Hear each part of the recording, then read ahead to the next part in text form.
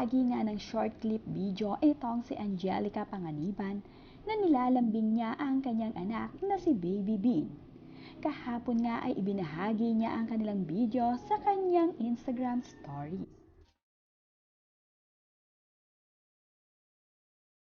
Pansin-pansin naman na nagiging malusog na nga ang anak ni Angelica at Greg Homan na si Bean. Ayon nga kay Angelica, ay malakas na nga raw dumede itong si Baby Bean.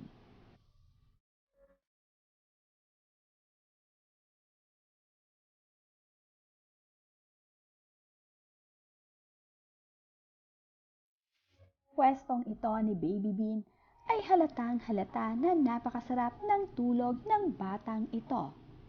Napakabungis-ngis na rin ng batang si Baby Bean kaya naman aliw na itong si Greg Homan at Angelica sa kanilang baby.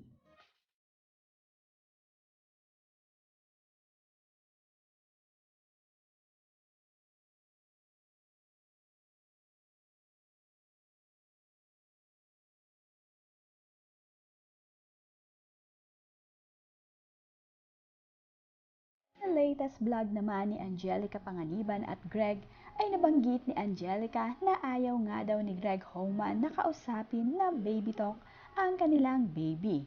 Ngunit ayon kay Angelica, ito nga daw mismo si Greg ang nagbe-baby talk sa kanilang anak.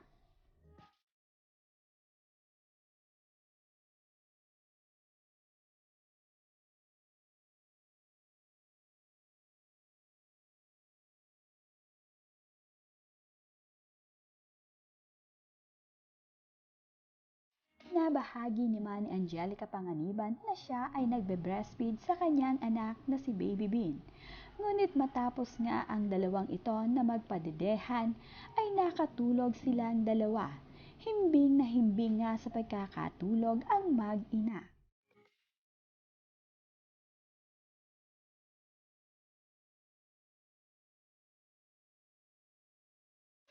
Aliw naman itong sina Alorski, kaibigan ni Angelica sa kanyang anak na si Baby Bean.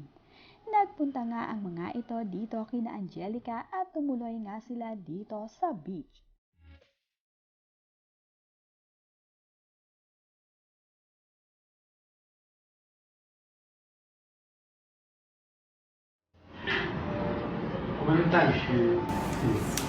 Tingnan ba naman, napaka-sweet mo, nag-abala ka pa ng ganitong presentation, ang ganda-ganda. Hindi pati yung food, naku, wala yan.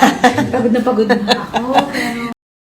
Nagbahagi din itong si Angelica ng kanyang kasuotan na napaka-komportable nga daw nito at napakadaling gamitin kapag siya ay magpapadede.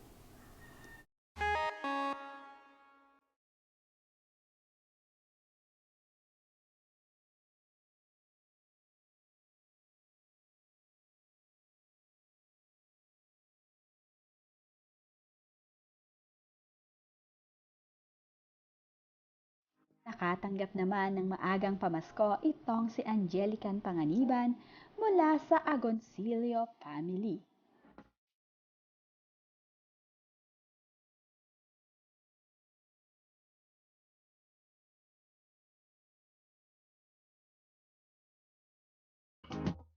Dumalo nga itong si Angelica Panganiban sa Star Magical Ball nitong nakaraang araw.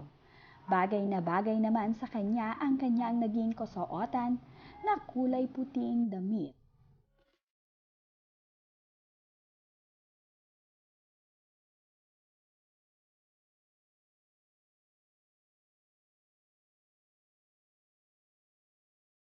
Talo nga niya sa Star Magical Ball 2022 ay nakakuha ng Loyalty Award itong si Angelica Panganiban.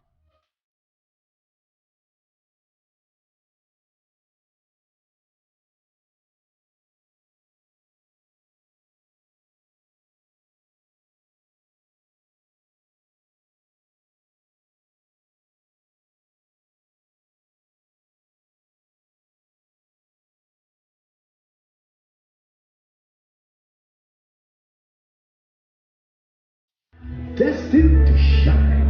Napapatunayan lamang ng parangal na doon na walang nasayang sa maraming sakripisyo, sa mga husay, sipag na binigay mo sa trabaho. Everyone, back onto the stage. Kinakaya mo ba? Paiyak ka na!